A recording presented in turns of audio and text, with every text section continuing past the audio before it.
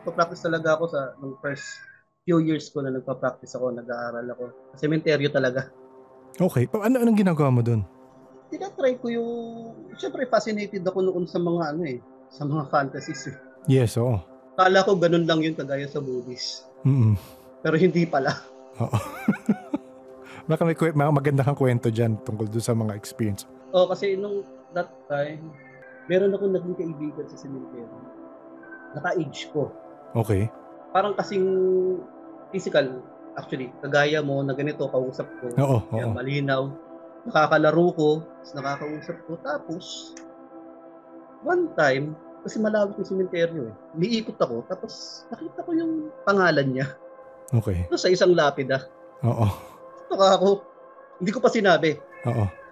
Nung nalaman ko na siya pala yun, hindi na siya nagpakita sa akin. Talaga? Hindi na siya nagpakita sa akin. Ooh. Tapos, maraming times pa, tapos simula nun, actually, kalat-kalat yung practice ko kasi. Marami akong ginagawa. Marami na akong nakikita, tapos hindi ko na malaman kung alin yung buhay sa hindi.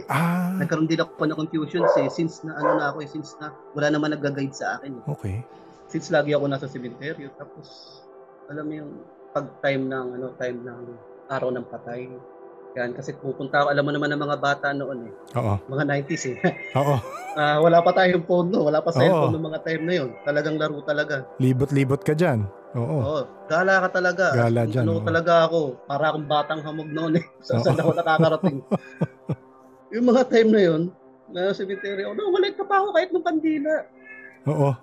Tapos meron akong hiningi, kasi may time na may isang pwesto doon na puntod. Hindi ko makakalimutan yung puntod na yun.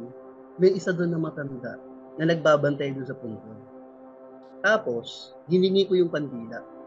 Tapos sabi niya, sige, kuhanin mo lang. Nung kinukuha ko yun natuyo, nung napatigil ako sa paa niya, bakit walang paa to? Bakit palda lang? Oo. Hanggang sa, alam mo yan, maya-maya, habang naipon ko na sa plastic since iniipon namin kasi gagawa namin bola yung kandila na yung kapre-bente.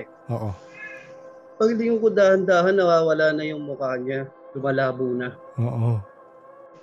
Tapos nagpaalan pa ako. Hindi na siya nagsalita, tumango lang. Oo.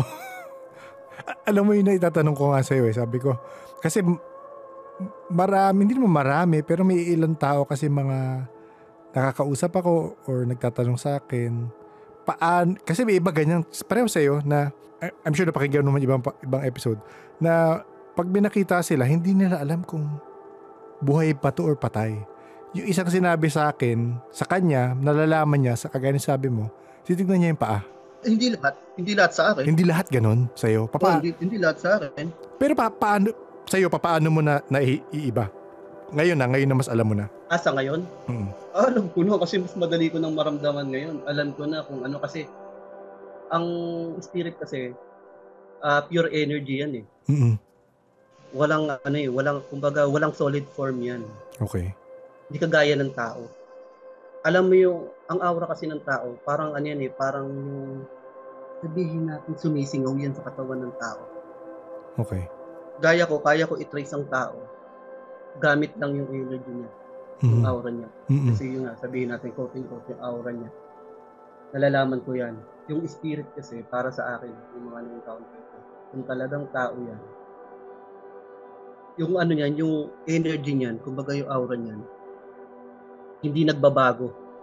Steady lang yan kung spirit yan. Para sa akin steady lang yung energy niyan. Hindi nagbabago. Walang ibang kulay yan. Kasi kung hindi yan smoke, transparent, talagang para makita mo parang mist lang yan. Parang usok lang ng vape para sa akin. Ang spirit? Oo. Okay. Hindi kagaya sa tao. Sa tao kasi nagbabago-bago ang kulay yan. Okay. Oo. Tapos, alam mo bang may amoy yan? Yung ano? Yung mga energies. Hindi ko alam. Na para sa akin naaamoy ko yan. Kung ano yung energy ng isang specific na tao.